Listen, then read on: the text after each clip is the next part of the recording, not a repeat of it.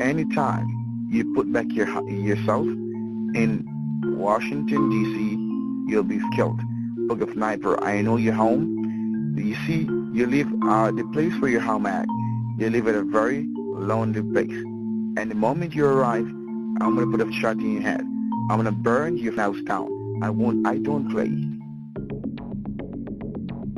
Robocalls and phone scams are a huge epidemic in this country, and most are merely annoying, but as you just heard, some are downright terrifying. That chilling call was made to Linda and William Webster. And if the name William Webster sounds familiar, it's because he once headed the FBI and CIA. Everyone is a target for scammers, from the average person right up to the most powerful people. From Komando.com, this is Komando On Demand, where we talk to industry movers and shakers and keep you up to date on everything digital. Listen to new episodes every Wednesday and Saturday. I'm Mike James. Kim's going to be with us in just a few moments. And on this episode of Komando On Demand, we'll be hearing from Linda and William Webster about their terrifying experience with that phone scammer. And we'll tell you about some steps that you can take to stop robocalls. Plus, we'll learn about a program that can beat scammers at their own game. Before we get to that, we'd like to recognize our partners who help make these Komando On Demand podcasts possible.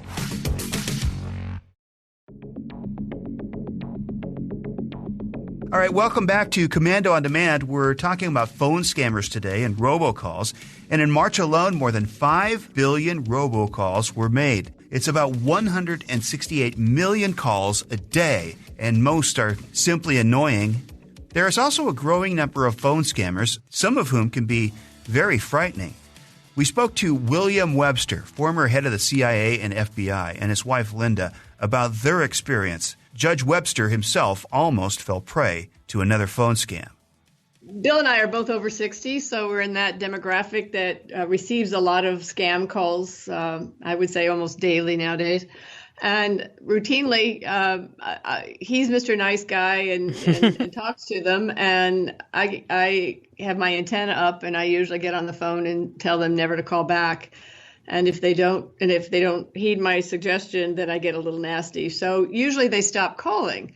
In this case, after multiple calls with Bill, this man who called himself David got me. And I just happened to be home. I work full time, but I happened to be home with an electrician, and the guy started just being horrible with me, threatening me, offering to shoot my head off. Told me what the White House that we lived in would look like if the blood were all over it. And I was lucky to have the workman there, because I put the man, David, supposedly on speaker, and so I had a witness.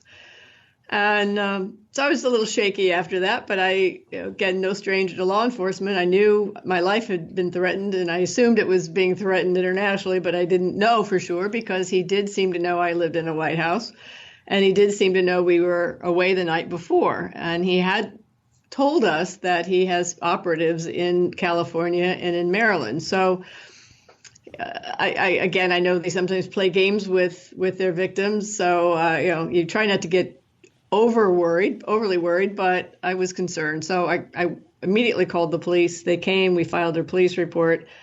And then I was concerned enough I said, well, you don't have connection for the FBI for no reason. So I called the FBI just to give them a heads up. Sure. I called the CIA as well. And both came immediately to our assistance. The CIA was most concerned with oddly enough, our security. So helped us harden our home in the event that there really is somebody outside. And the FBI put surveillance there for several months outside the house that made us feel better. But then the FBI said, look, let's try to get this guy.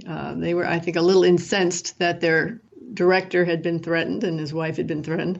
This is a serious problem for consuming public.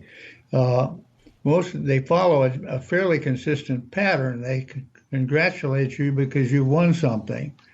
And then what you have to do normally is come up with a substantial amount of money in order to cover taxes or some other reason sufficient to why you should pay them first. And then they would have something in the, say, $15 million range that you may win if you work with them. That's kind of the pattern that they follow. With my burn phone, I acted as if I was starting to think about working with him as well. And the main reason for my doing that was just to be able to talk to him about, to learn more about his operation, and also to say very firmly, do you know who you're talking to? Right. Do you know who my husband is? Because neither Bill nor I wanted to entrap him, but we wanted him to know. And he was very cavalier about things. He told, I think, the FBI agent working on the case, John Gardner, I think it was John he spoke to, but he said, look, FBI and CIA won't find me. How long did you have to have these conversations continue? This started in 2014, and it took a while longer than obviously everybody would have liked, because we found the man was offshore. He was in Jamaica.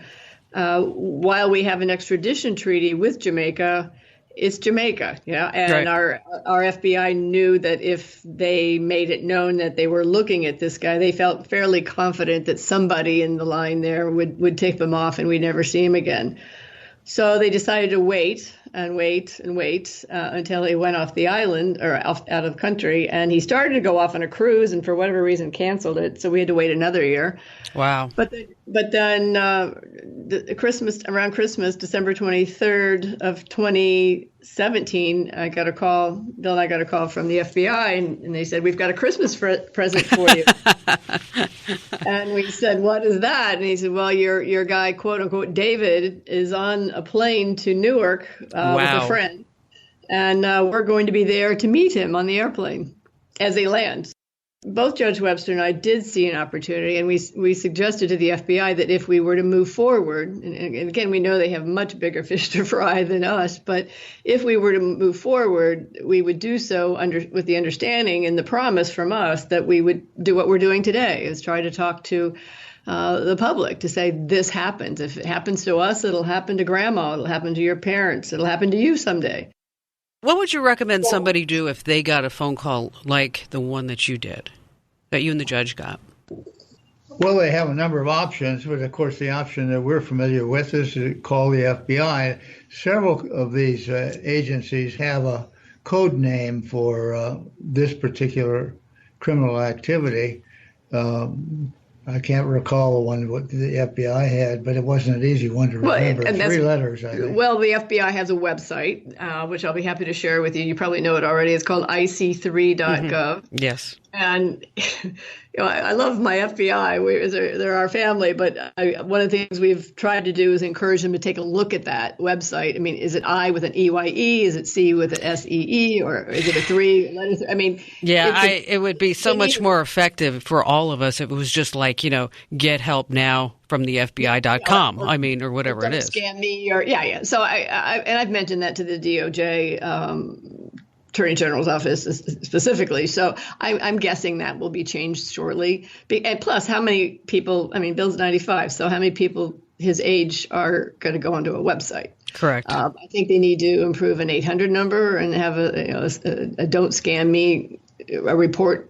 A big problem with going to the FBI 800 numbers, they're taking all tips. So I think they need a more dedicated call line for scamming, so it'll make it easier for them as well to see where the scams are coming from. We're learning a lot about how they learn about their potential victim or customer. Yeah. That's something I had not realized, but they could identify your house because they've got the space organizations. They Google can Earth. Earthlink. They can go after things of that kind that give them a certain credibility.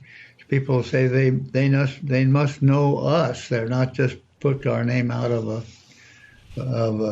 index someplace. And so, well, you bring up a good point, Judge, because they're also going on folks' social media profiles, Facebook, Twitter, Instagram, and they're pulling some salient facts from there to say, wait a minute, your grandson, little Bobby, who goes to Purdue or Georgetown, he needs help as well. So, it's no longer just a telemarketing call trying to collect funds for the sheriff's office, right? Right. It's pretty insidious, and they're very clever, and there's a lot of money. The month of March, there were some 5 billion robocalls that were in America. think about that number. It's just astounding. And it's not going to stop until folks like you and folks like me, we start spreading the word to say, you know what, put the phone down. Don't fall for the scam, and maybe the money train will stop. Well, and even Judge Webster almost fell for the one you just talked about. Little grandson called, and whoever was the caller held his nose and said, "I've been hit in the face, Grandpa. That's why it sounds funny. And I need money to get out of jail."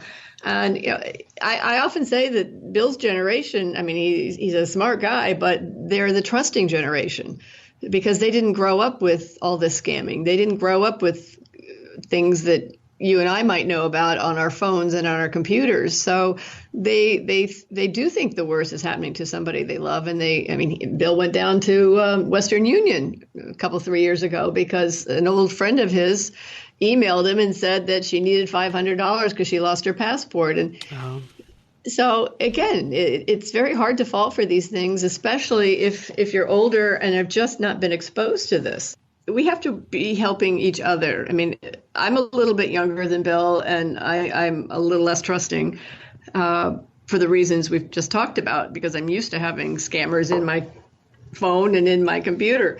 But he's not. And so for those listeners out there, you surely have elders in your life, be they friends or your family, somebody that is probably like my husband, a very smart person, very caring person, and is potentially going to fall for some of this because they just haven't been exposed. So a major reason that we're coming out with this is to say, you don't have to be a pest, but just be vigilant.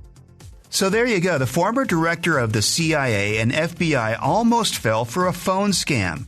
Think about that for a moment. Scammers can pull information from your Facebook account and know what your house looks like by using Google Maps, so they can sound very convincing. As for the scammer threatening the Websters, he was recently sentenced to 6 years in prison. Coming up, we'll have some tips to rid yourself of these pesky robocalls. First, let's hear from one of our partners that helped make this Komando On Demand podcast possible.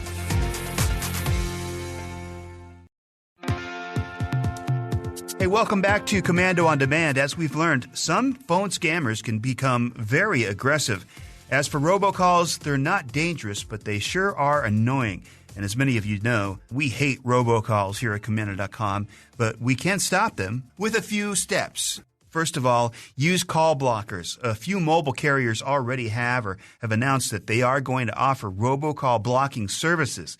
And to get some of these carriers to hot-foot it, the head of the Federal Communications Commission has been sending letters to the CEOs of phone companies ordering them to offer free call blocking with their service. And until then, you can visit the FCC's website for information and resources on available robocall blocking tools. Also, don't forget to get all the blocking apps that you can. You can also download and install call blocking apps. Nomo Robo lets the phone ring once, then identifies the caller. If the caller is a robot telemarketer, it automatically hangs up for you. It also blocks robotic calls that people report as illegal, so you won't miss a doctor's appointment reminder, a school call, or weather alert. Truecaller lets you search for an unknown number to find out who it is.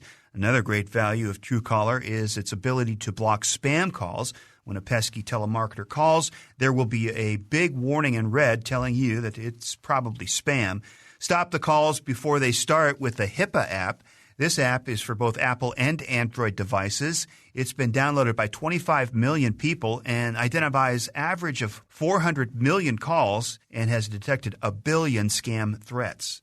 To block unknown callers, many phone companies allow you to block calls that don't show a number on caller ID. Check with your provider to find out how to turn this on your phone. Note, if somebody you actually know does call and blocks their outgoing number, their call won't make it through if you've turned on this feature. Also, you can not answer calls anymore. This is actually the easiest solution to eliminating robocalls. If you receive a call from an unknown number or one that doesn't show up on caller ID, you simply don't answer it.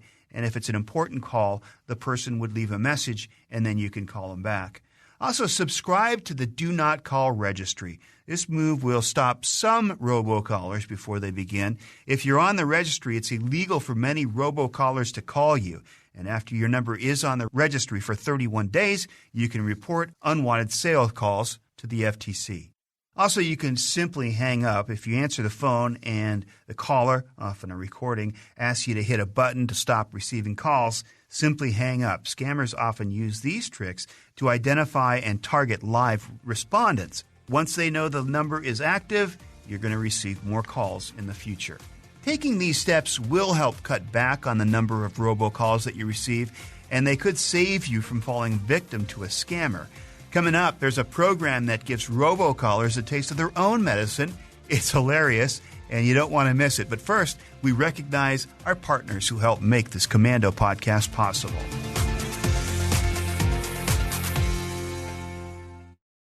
Hello, this is Lenny. Hi, this is Sarah. How are you doing today? Sorry, I can barely hear you there. I'm sorry. Hi, this is Sarah. How are you doing today? Yes. Now, I'm going to be extremely brief. So the reason for the call is, with mortgage rates at an all-time low, it looks like you may qualify to refinance your home at a much lower rate. I just need to ask you a few quick questions first, okay? I'll be very quick. We are speaking to the mortgage holder of the home, correct? Oh, good. Yes. Okay, great. So I just need to ask, is your house a mobile home? Oh, yes. Someone did say last week, someone did call last week about the same thing. Was that you? Hey, welcome back to Komando On Demand. What you just heard was Lenny, and you might think he's a sweet, harmless old man who likes to talk a little bit too much, but you'd be wrong. Lenny is actually a computer. Lenny was designed to mess with those annoying phone scammers, and his goal is to waste as much of their time as they'd like to waste yours. Lenny was studied by a doctoral student and her professor in France, and they looked at how long he kept people on the line, how well he got them to interact with him, and even how many people were able to tell Lenny was a robot. Barry Schwartz is the CEO of Rusty Brick and founder of the Search Engine Roundtable. His company uses Lenny, and I talked to him about Lenny's effectiveness. We integrated Lenny into our PBX, phone system, and one of our developers, who was closely working on the PBX in our company over the years, said, we get a lot of spam calls. We get a lot of calls actually from people thinking we're Google for some reason, and it's literally nonstop, especially with people trying to say, could we outsource our programming to them?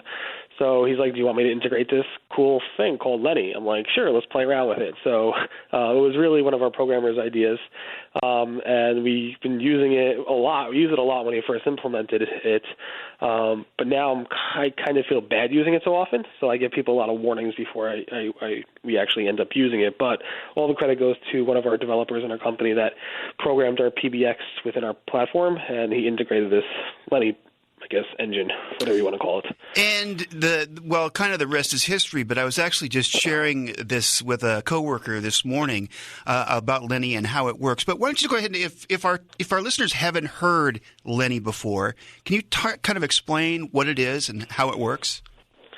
Yeah, so Lenny is basically kind of like a robot, but it actually sounds like a really old man. So what happens is somebody calls you, a cold call, a spam call, or whatever it might be, an unsolicited call, and those people really try to get you to do something you don't want to do, or just really waste your time, and so forth, or they're trying to scam you onto something. And because of that, what Lenny is really designed to do is to kind of waste the time of that person who's calling you. So this way they're not on the phone with somebody else trying to scam somebody else. They just spend time talking to a robot that sounds really like an old man named Lenny.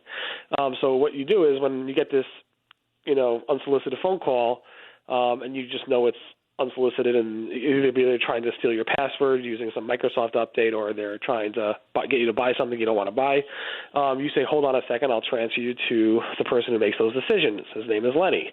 And they said, sure, no problem, great, thanks for transferring me. You transfer them to this service called Lenny, and Lenny then goes ahead and literally will waste, on average, around 15 minutes of their time on the phone, sending around and having a conversation with them as if it's a real person. And it takes them at least 15, 20 minutes on average for the person to actually realize it's not a real person on the other line. And the cool thing about it is actually it can record the whole thing, and so you can listen to it after, and sometimes it's pretty funny. How is this going to? How is this going to work? Well, this is going to work. You have to pay $100. Are you ready to pay $100 to me? Well, that does sound good. I mean, you have been very patient with an old man here, and yeah. I mean, it's something that I've been told that I should be looking at. My third eldest, Larissa, I think I mentioned Larissa before. Yeah. She says that you shut up. You shut up. You shut up. You shut up. Okay. Like this, but it's just a matter of what what is most appropriate for the time, and I guess whatnot. Sorry, could you just hang on?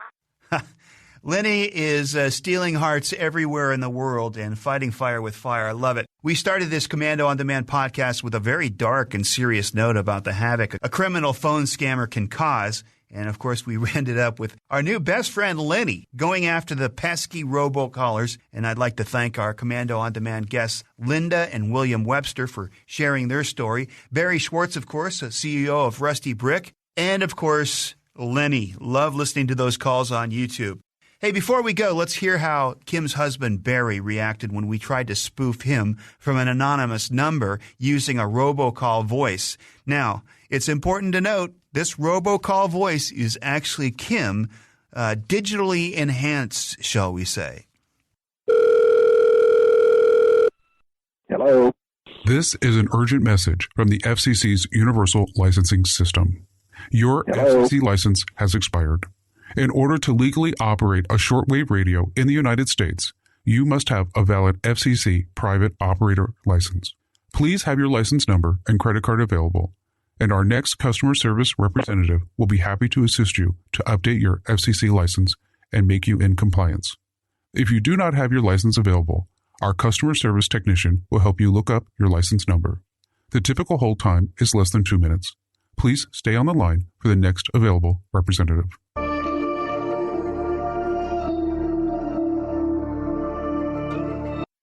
Hi, is this Barry? Yes. Hi, this is Lisa from the FCC, and I'm trying to reach out regarding the renewal of your FCC license. What, do you think my FCC license is expired?